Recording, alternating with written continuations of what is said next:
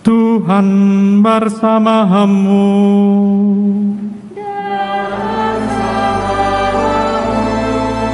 Inilah Injil suci menurut Santo Lukas.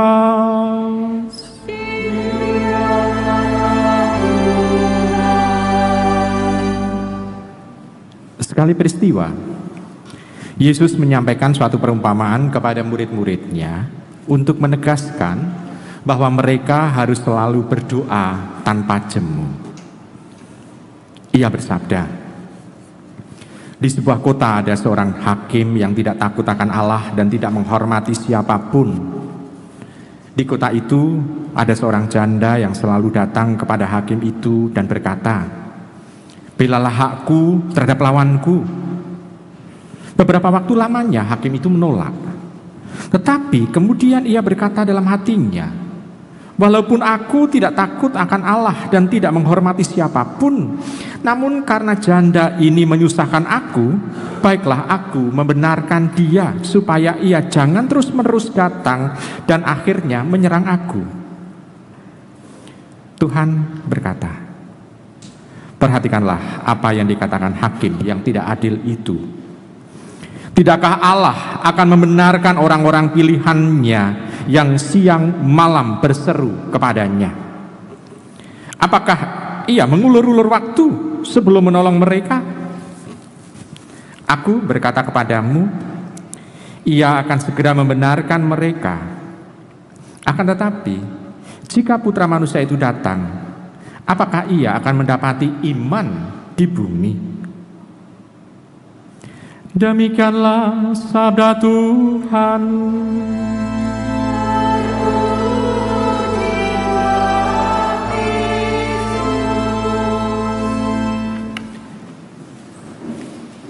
Ibu, Bapak, saudari-saudari yang terkasih dalam Yesus Tuhan, dalam bacaan Injil dikatakan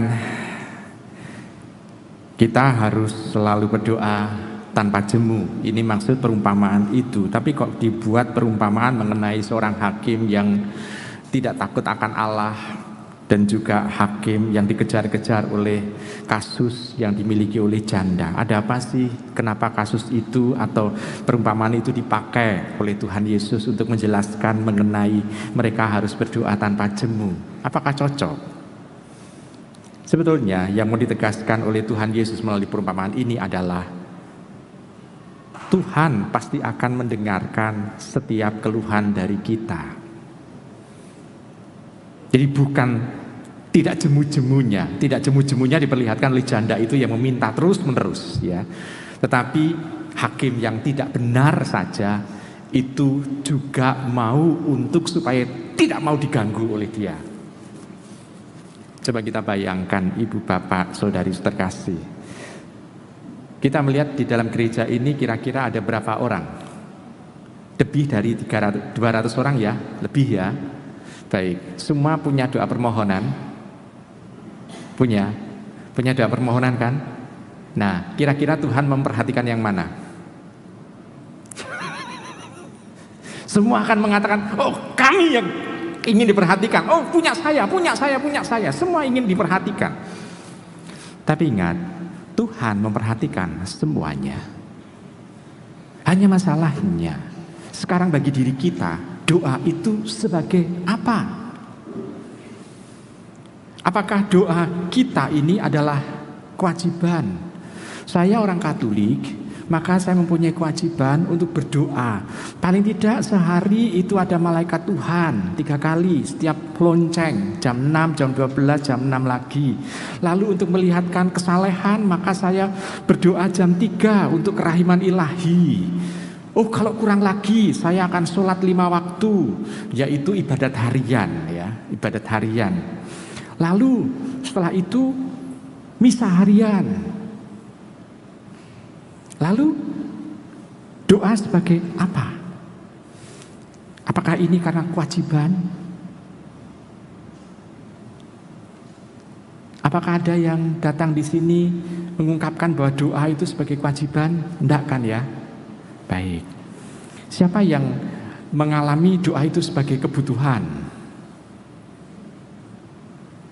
Baik.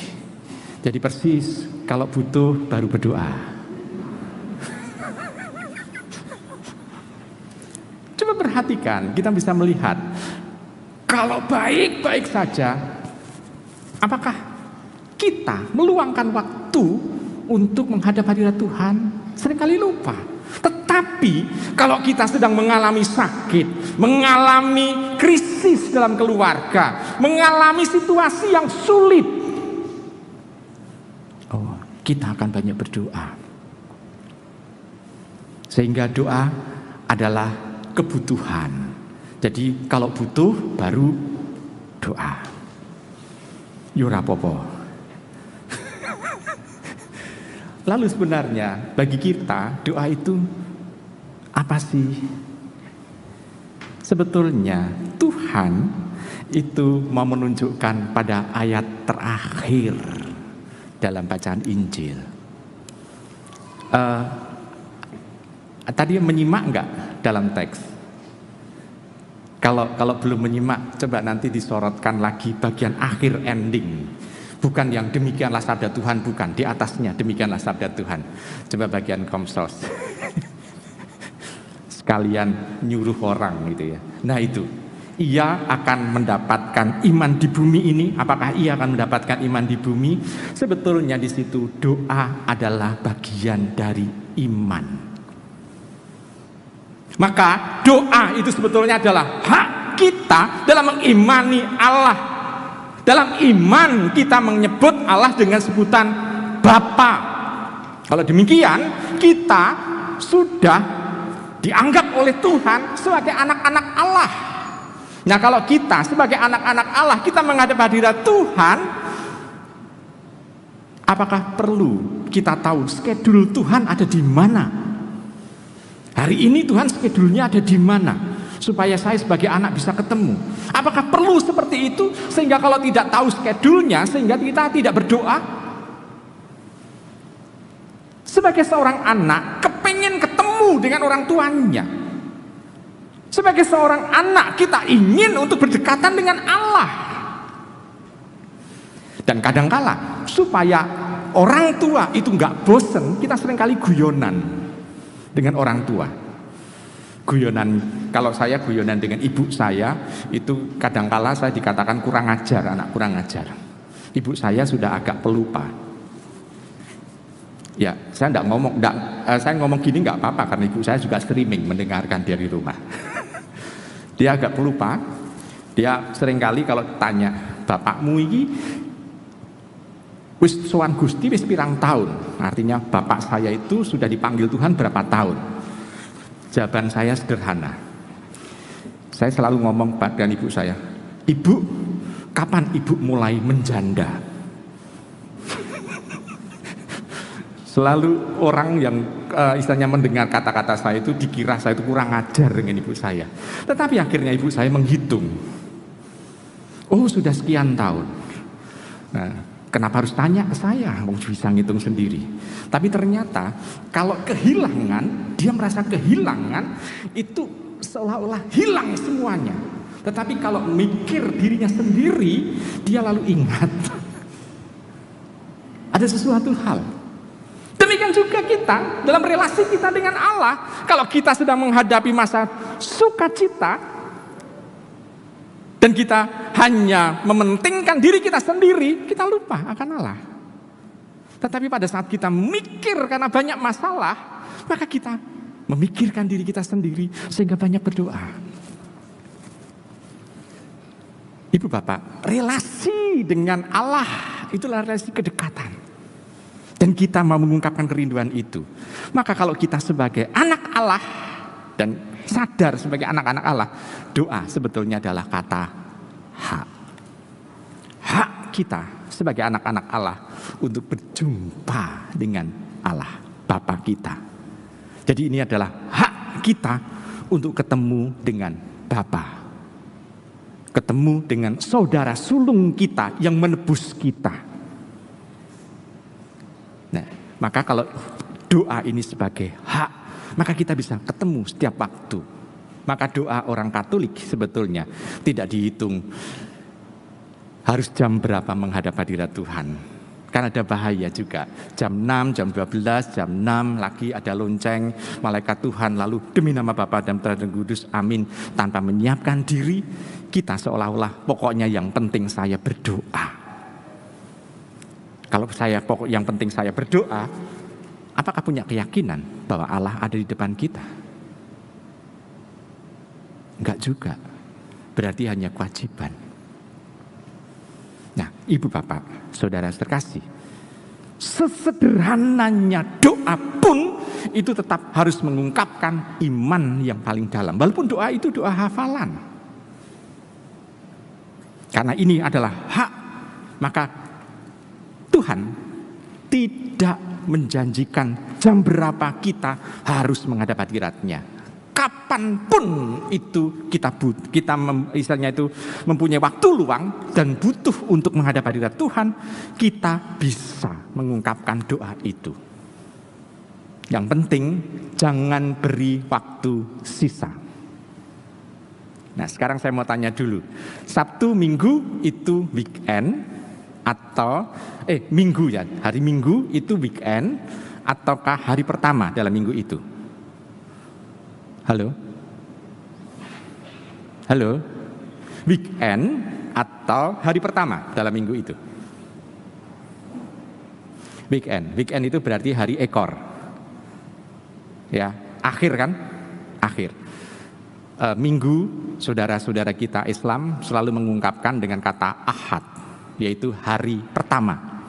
Pertama, kata ahad itu pertama. Isnin 2. Hari pertama. Tuhan Yesus pun memerintahkan kepada para murid kalau mau untuk memecah-mecah roti selalu pada hari pertama dalam minggu itu. Tuhan tidak pernah menggantikan kitab suci yang mengatakan bahwa murid-murid Tuhan Yesus memecah-mecah roti pada weekend. Kan selalu memecah-mecah roti pada hari pertama. Hari pertama maksudnya apa? Kita mengutamakan waktu hanya melulu kepada Tuhan. Hari pertama memecah-mecah roti. Weekend, Sabat. Hari ke-7, weekend, Sabat. Hari ke-6 maksudnya. Ya, betul hari ke-7. Ya, hari ke-7, Sabat itu adalah hari istirahat. Orang Yahudi mendengarkan firman Tuhan, Sabat. Tapi saya tidak tahu apakah Tuhan mendengarkan, karena hari ke-7 dikatakan dalam kitab suci Tuhan beristirahat. Tetapi kalau Tuhan beristirahat malah mereka berdoa kepada Tuhan. Ini guyonan yang ini. Nah, Ibu Bapak, Saudara terkasih dalam Yesus Tuhan, maka kita bisa melihat di sana Tuhan sebetulnya mengharapkan kita fokus kepada dirinya. Nah, kalau sekarang kita mempunyai hak untuk berjumpa dengan Allah, apa yang harus kita ungkapkan? Yang kita ungkapkan adalah supaya dalam sehari kita ini 24 jam kita fokus kepada Tuhan. Apakah bisa? Seandainya kita diberi usia 60 tahun, orang sehat itu selalu menggunakan waktu istirahat sepertiganya. Kalau 24 jam sehari, 8 jam adalah untuk tidur, betul? Kalau diberi waktu umur sampai 60 tahun, berarti sepertiganya berapa tahun? 20 tahun. Berarti 20 tahun itu dipakai untuk tidur. Nah, saya mau tanya dulu, siapa yang pada saat mimpi Anda berdoa? Pertanyaannya aneh-aneh ya. Siapa yang pernah mimpi berdoa? Ternyata tidak ada. Kalau mimpi membayangkan orang yang cantik, membayangkan orang yang ganteng, lalu ketemu, melampiaskan istilahnya itu kerinduan biasa. Tapi mimpi berdoa, ketemu dengan Allah, malah justru jarang kita lakukan. Kalau demikian, 20 tahun, kalau usia 60 tadi ya, 20 tahun untuk tidur. Berdoanya itu direken terus berapa tahun? Lebih banyak enggak dari tidur? Ibu bapak saudara terkasih, kalau demikian kita bisa melihat ada satu ajakan selalu dan tidak jemu-jemunya berdoa supaya kita bisa bertahan. Bertahan dalam apa? Bertahan dalam godaan, bertahan dalam pencobaan.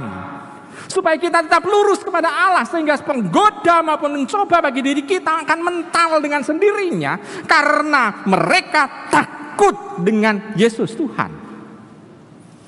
Dan kalau kita selalu tidak jemu-jemu untuk senantiasa berdoa kepada Allah, kita selalu berpegang, ya kita seringkali lupa. Saya mau tanya dulu, siapa yang punya dan memakai kalung salib? Ada? Baik. Kalau memakai kalung salib, pada saat kita berdoa, seringkali kita melepaskan salib ini atau tetap dipakai? Dipakai. Kalau kita melakukan dosa, kalung salibnya tetap dipakai atau dilepaskan?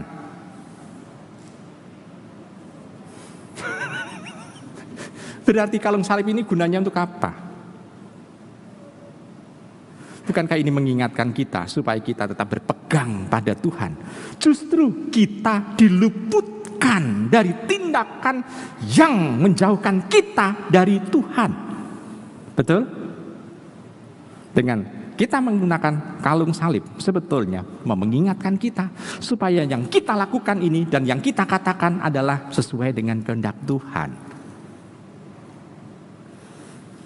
Itu pun juga yang seringkali dipakai. Kalau kita, sekarang kan bulan Rosario. Punya Rosario semua? Punya. Kalau doa Rosario seringkali pakai. Kenapa itu kita menggunakan doa Rosario? Supaya pada saat kita berdoa, kita tidak diributkan atau diganggu dengan sudah berapa kali salam Maria. Sehingga kita merem pun kita sudah tahu sudah sampai berapa.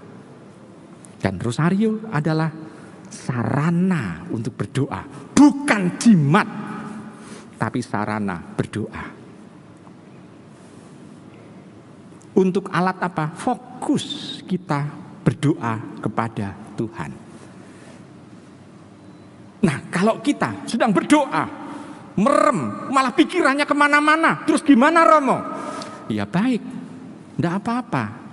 Itu berarti bahwa tanda bahwa kalau kita dalam berdoa bisa berpikir. Tetapi kalau kita pada saat kita merem dalam saat berdoa, pikiran kemana-mana, ya buka mata. Wong tidak ada perintah dalam kitab suci kalau doa harus menutup mata. Tidak ada kok. Ya buka mata tidak apa-apa, tapi kalau demikian yang bisa membantu adalah ya salib. Kita pasang di depan kita. Kita nyalakan lilin. Justru dengan kita melek, kita fokus pikiran kita dan hati kita kepada Allah. Salib dan lilin juga alat bantu bagi diri kita untuk fokus kepada Allah. Sekali lagi, salib dan lilin bukan jimat. Ibu bapak, saudara terkasih, semuanya sudah dianugerahkan kepada Tuhan supaya kita tidak jemu-jemunya berfokus kepada Allah. Dan Tuhan kembali mengingatkan dalam bacaan Injil kita, supaya kita tetap mempunyai keyakinan Tuhan mendengarkan kita. Dalam kondisi apapun Tuhan akan mendengarkan kita. Dan jangan khawatir, Tuhan akan mengabulkan kalau itu memang menjadi kebutuhan kita. Tuhan memperhatikan kebutuhan kita. Ibu bapak, saudara-saudari yang terkasih dalam Yesus Tuhan. Maka kalau seperti itu, kita mempunyai keyakinan lagi dalam hati kita. Saya sebagai orang Katolik, dalam berdoa harus lebih sekarang fokus kepadanya. Untuk membantu juga kita dalam berdoa. Misalnya ambil contoh doa Rosario, kalau sendiri biasanya ngantuk ya. Maka tolong setiap kali kita berdoa, kalau kita sedang sendirian kita berdoa, telinga kita itu paling tidak mendengarkan suara kita. Untuk apa? Fokus, supaya tidak tidur. Misalnya kita sedang doa Salam Maria, kita juga mengatakan Salam Maria penuh rahmat. Telinga kita mendengarkan. Dengan kalau telinga kita mendengarkan, hati kita pun juga ikut berdoa. Jadi bukan hanya mulut berdoa, tapi mulut mengungkapkan doa, telinga mendengarkan, hati kita pun juga mendengarkan, sehingga kita bisa fokus untuk berdoa rosario. Maka kalau ibu bapak itu berdoa rosario dengan diam, dalam hati, katanya dalam hati, pasti akan tertidur. Tahu-tahu akan lupa. Wis tekan piro yo. Saya sudah ganti Salam Maria kok tangan saya tetap diem gitu. Nah, ibu bapak, saudara terkasih, maka kalau kita memang mau fokus, pikiran, hati kita, tindakan kita juga mengarah ke hal yang sama. Tuhan menciptakan segala macam untuk membantu kita dalam berdoa. Gereja juga demikian. Telinga kita pun juga hendaknya fokus kepada Tuhan. Coba Anda bayangkan kalau telinga kita sedang berdoa, mendengarkan lagu-lagu rohani, tiba-tiba diganggu dengan suara sorak-sorai demo di luar, kita akan terganggu. Maka telinga pun juga harus tetap fokus. Maka dalam doa kita harus mengucapkan doa. Hidung kita pun itu juga harus fokus. Fokusnya ke Tuhan. Coba Anda bayangkan, kalau Anda sedang berdoa, merem di gereja, pada saat terima komuni, tiba-tiba ada orang yang berjalan, pakai parfum Chanel No. 5, berjalan, pasti mata akan terbelalak. Sopo pe? Hidung yang mengganggu juga. Maka hidung pun juga fokus kepada Allah.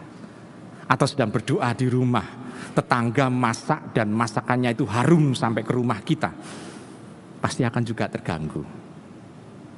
Maka ibu bapak, hati-hati kalau kita mau fokus kepada Tuhan, panca indera kita itu juga mengarah ke Tuhan pula.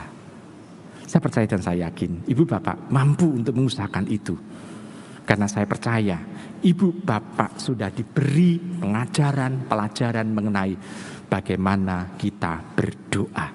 Buatlah doa sebagai DOA, dialog omong-omong dengan Allah. Amin.